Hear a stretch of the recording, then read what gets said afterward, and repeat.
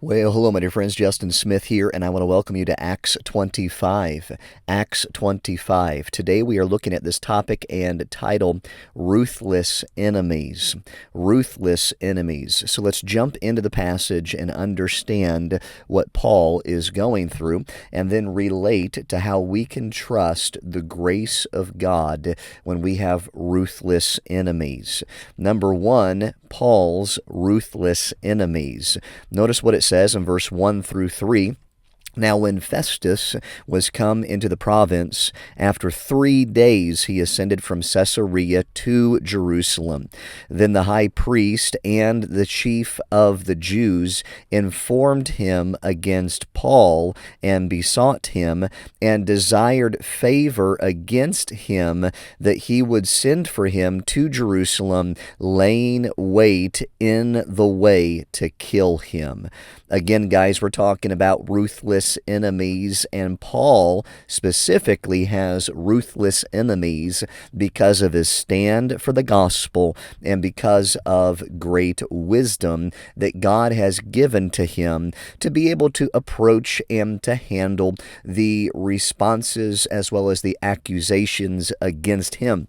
People did not like how Paul was standing for the glory of God. And we are here reminded that when we have a good stand for the glory of God, not everybody is going to appreciate that stand. And we need to make a decision right away that we are not standing for the cause of Christ to receive popularity. We are not standing for the cause of Christ to receive some type of fortune. We're standing for him because he is worthy, regardless of the enemies that rise up against us.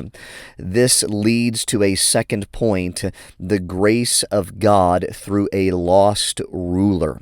Now, we need to go back to verse 3 to understand that the accusers are wanting to lie in wait in the way. We want to ambush Paul. Notice what it says in verse 4 through verse 6.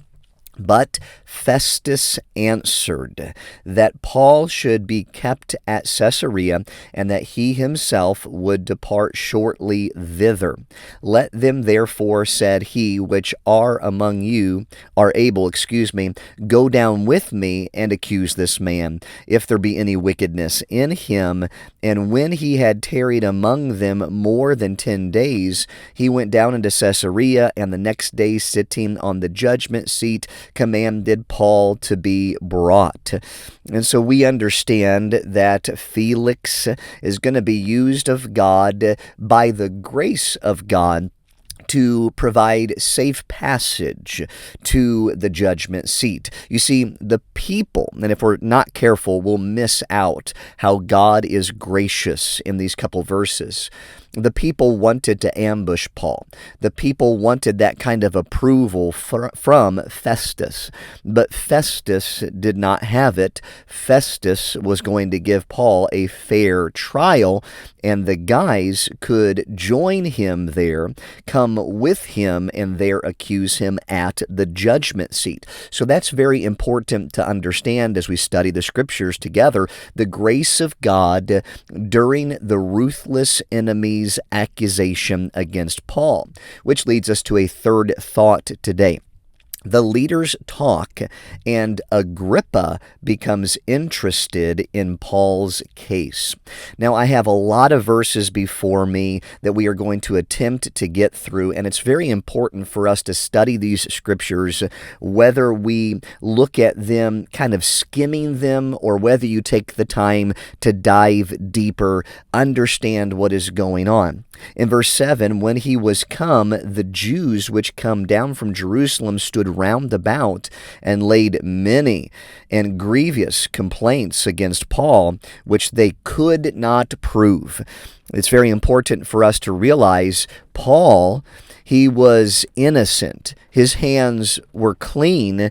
They didn't have any proof against Paul, but they were making accusation against him. And sometimes that's exactly how it feels or is with us.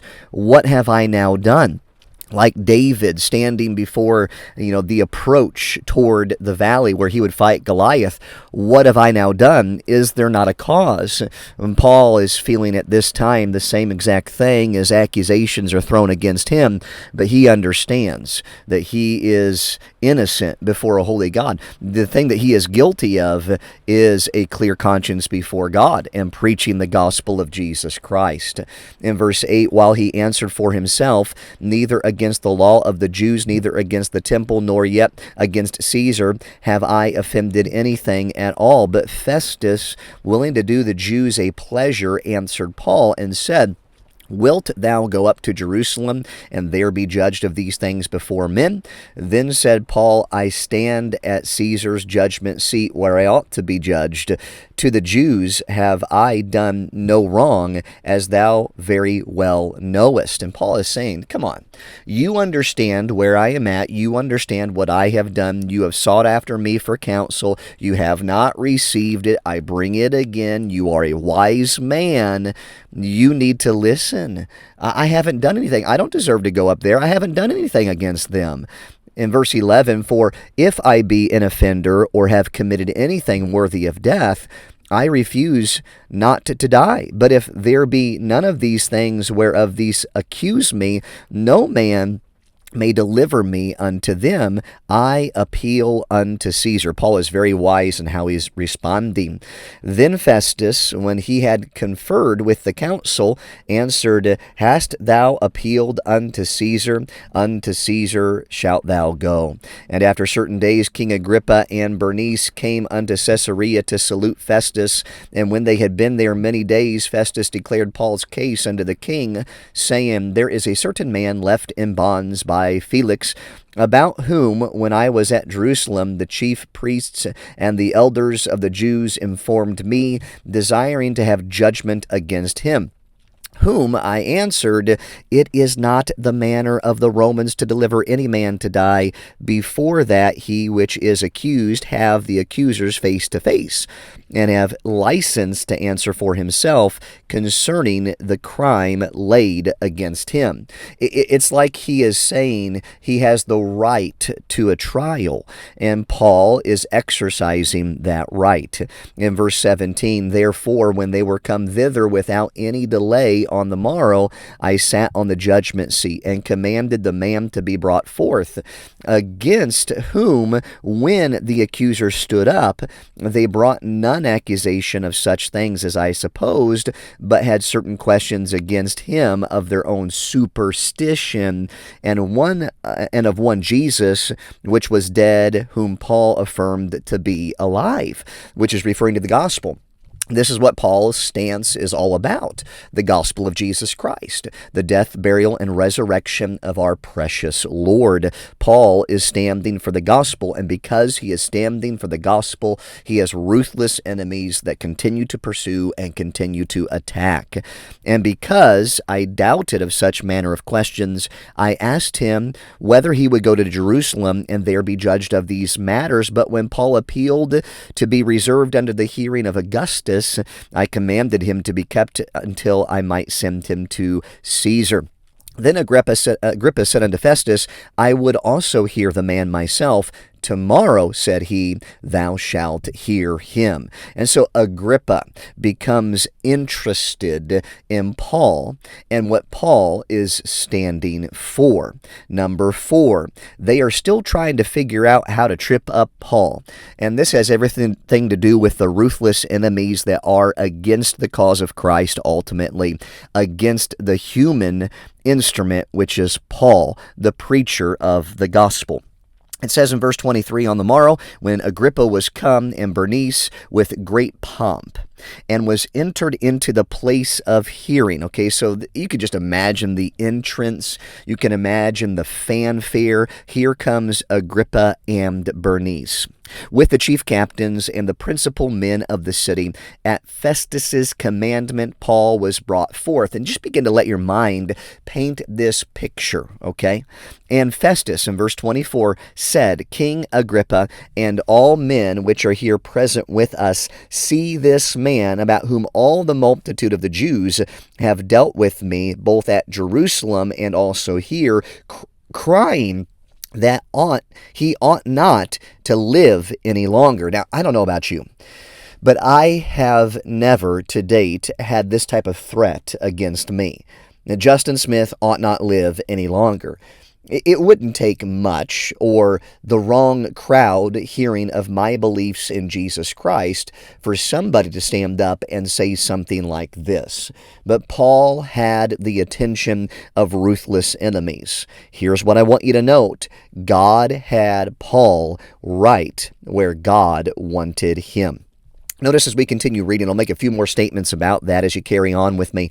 But when I found that he had committed nothing worthy of death, and that he himself hath appealed to Augustus, I have determined to send him, of whom I have no certain thing to write unto my Lord. Wherefore I have brought him forth before you, and specially before thee, O King Agrippa, that after examination had, I might have somewhat to write, for it seemeth to me unreasonable to send the prisoner, and not withal to signify the crimes laid against him. So what the conversation is between these two, Festus and King Agrippa. King Agrippa is realizing that Festus is in a pickle. Festus has no thing to write against Paul, because as Festus examines the situation, Festus says it's kind of like Pilate there with Jesus Christ. I wash my hands of this, even though it hasn't gone to that extent. I find no fault in him, but Festus is ultimately willing to please the people. And so Paul is literally following in similar footsteps of Jesus Christ. Imagine that. Now, he is not, and nowhere close. And Paul would say, I am not, but I'm willing to follow Jesus. I'm willing to suffer as Christ has suffered for me. And Paul is experiencing a little bit of that. He is experiencing ruthless enemies.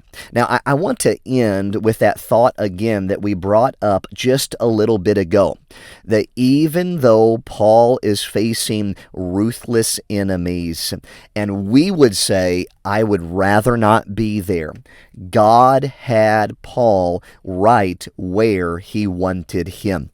Because Paul is going to preach the gospel as he already has. Paul is going to show man the salvation that is found in Jesus Christ through his own powerful testimony. God, no doubt, is going to use Paul. The question is, will people listen to the words of the gospel? Will they receive the truth that challenges them? Yes. But the truth that will make them free, the truth that will change them. This brings us to the understanding today.